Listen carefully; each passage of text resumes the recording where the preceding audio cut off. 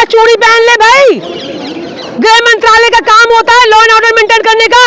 अगर राज्य सरकार नहीं मेंटेन कर पा रही है तो प्रेसिडेंट रूल लगाइए वहां पे। वो मोदी जी अपनी बीबी की इज्जत नहीं कर पाया, वो मोदी भारत माता की इज्जत क्या करेगा, भारत की बेटियों की इज्जत क्या करेगा। स्मृति ईरानी कहाँ है आप? मैडम इस्तीफा दे दीजिए। हमारी सरकार, आपकी सरकार जो चल रही है ना, हमारे टैक्स से चल रही है। ये मत कहिए आप, खबरदार। आरएसएस रीढ़ की हड्डी बीजेपी की सबको पता है। शहनवाज हुसैन छूटा घूम रहा है, इनका एमएलसी जो इनका कैबिनेट मंत्री था शहनवाज हुसैन। प्रधानमंत्री जी ने अभी प्रधानमंत्री घोषित भी कर लिया, इसका मतलब इलेक्शन प्री प्लान्ड है। इलेक्शन होना ही नहीं चाहिए, तो लोकतंत्र का बहुत बड़ा एक धब्बा है। अगर मोदी जी ने अभी अपने आप को प्रधानमंत्री घोषित कर लिया है, इसका मतलब इलेक्शन मात्र एक धोखा है। काले कारनामे छिपाने के लिए बदला गया इतिहास बताते जा रहे हैं। मोदी जी 8 सालों से इतिहास की बात सुन रहे हैं, कभी भविष्य की बात, वर्तमान की बात भी करें। अगर उन लोगों ने काले कारनामे छुपाए थे, ये लोग उसी नाम पर आए थे कि भ्रष्टाचार, वो बहुत करप्शन कर रही है सरकारें, तो जब करप्शन के नाम पर आए थे तो किसी को जेल नहीं भेजा। अगर करप्शन के नाम पर आए थे, इसका मतलब वो खुद ही फ्रॉड है, खुद ही अपने काले कारनामे छुपा रहे हैं। मोदी जी विपक्ष क्या कर रहा है, इसमें बहुत उनको प्रॉब्लम है। वो इस देश के लिए क्या कर रहे हैं, उनको कतई भी इस बात की परवाह नहीं है और ना इस बात की इनको चिंता है और ना उनको करना है। देश की इकोनॉमी इसलिए जा चुकी है कि मोदी जी को तो बहुत एरोगेंट तरीके से रहना है। उनका एक एक्शन क्या कहना है, दूसरा एक्शन क्या कहना है, वो इस पर ज्यादा ध्यान देते हैं। देश की इकोनॉमी पर कोई भी बात होती है, उनका आईटी सेल है ना, उनका आईटी सेल देश की इकोनॉमी ठीक कर रहा है। महंगाई भी नहीं है, इकोनॉमी भी ठीक है, जीडीपी भी ठीक है, सब तो ठीक है। मैडम विश्व गुरु बना दिया, विश्व गुरु भी बना दिया है मोदी जी ने, तो मोदी जी ने तो विश्व गुरु बना दिया। लड़कियां, मोदी जी का कहना है कि जो जनता का सपना है वो तीसरी कार्यकाल में वो सपना पूरा होता हुआ नजर आएगा। सही बात है, जनता का सपना यही तो था कि लड़कियां काटी जाएं, मारी जाएं, 1000 लोग एक महिला का बलात्कार करें और सरेआम रुस्वा करें। वो मोदी जी अपनी बीबी की इज्जत नहीं कर पाया, वो मोदी भारत माता की इज्जत क्या करेगा, भारत की बेटियों की इज्जत क्या करेगा। स्मृति ईरानी ने राहुल गांधी पर गुस्सा हुई। स्मृति ईरानी कहाँ है आप? मैडम इस्तीफा दे दीजिए। हमारी सरकार, आपकी सरकार जो चल रही है ना, हमारे टैक्स से चल रही है। अरे मुंह में ताला लग जाता है, लकवा मार जाता है। जो देश में घटनाएं हो रही हैं और घटनाएं होती आई हैं, आज तक आपने कोई टिप्पणी नहीं की। राहुल गांधी बरस जाएंगे, सोनिया गांधी बरस जाएंगी। हमने राहुल गांधी और सोनिया पर बरसने के लिए आपको चुना नहीं था। हमारी टैक्स से आप पल बढ़ रही हैं, हमारी टैक्स खर्चा करती हैं, टैक्स की वजह से आप लोग हैं हमारी।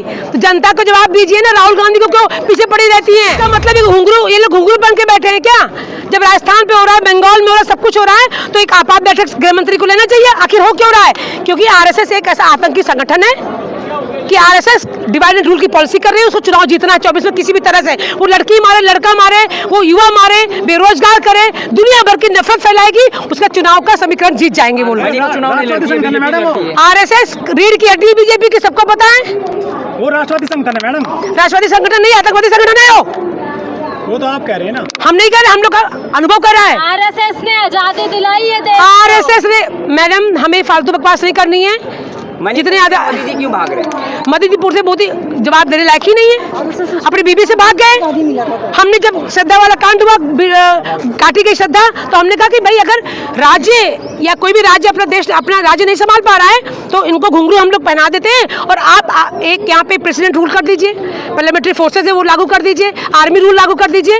अरे ये लोग कुर्सी पर चिपके क्यों बैठे हुए? इनके बाप की वसीयतनामा है क्या? राजतंत्र तो हमारा निकाल दिया इन्होंने, राजतंत्र चला गया हमारा। ये पार्टी तो क्या कर रही है? They have been suspended constitution, इन्होंने संविधान को सस्पेंड कर दिया है और संविधान में पार्टी नाम की कोई व्यवस्था है ही नहीं। मोदी जी विपक्ष के इंडिया को आतंकवादी से तुलना, पहले वो अपनी बताएं कि अपनी एनडीए को क्या तुलना करते हैं। आम जनता से पूछे कि एनडीए का परसेप्शन आम जनता के मन में क्या है।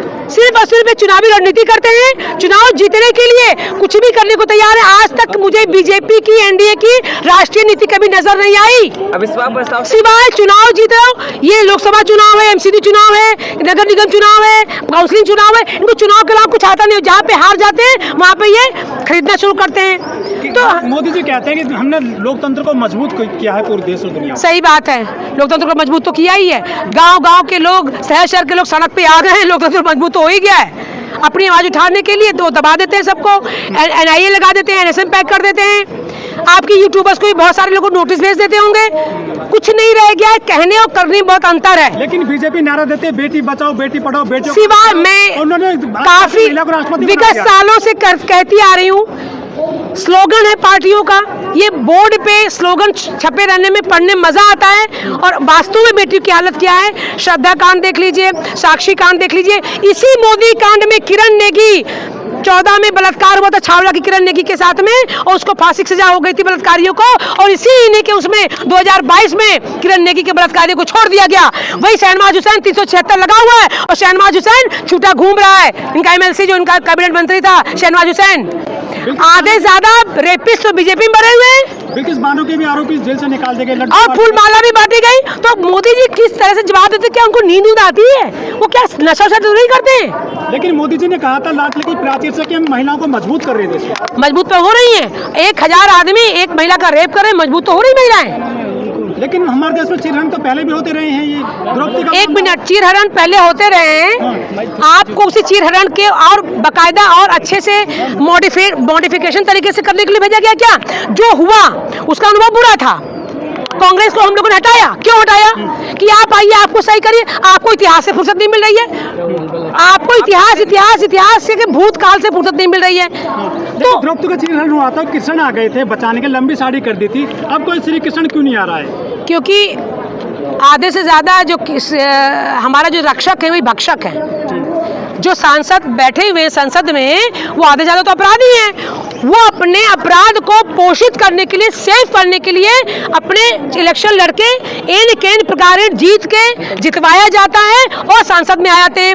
उनका सारा चाल चरित्र दोहरा है, अपराधी हैं। और मैं इस माध्यम से कहना चाहूंगी कि चुनाव आ रहे हैं, आम जनता जो भी हो, करप्टेड जो एमपी हो, उसको पार्टियां टिकट क्यों देती है? पहली बात तो पार्टियों का बहिष्कार करना चाहिए, और उन पार्टियों को प्रतिबंधित कर देना चाहिए चुनाव आयोग को जो पार्टियां अपराधी लोगों को टिकट देती हैं। अपराधी जघन्य अपराध, जैसे रेप हुआ, अपहरण हुआ, मर्डर हुआ, ऐसे किसी पर अगर जघन्य अपराध के केसेस हैं तो उनको पार्टियों को टिकट नहीं देना चाहिए। और इसका मतलब पार्टियां ही अपराध को बढ़ावा देती हैं।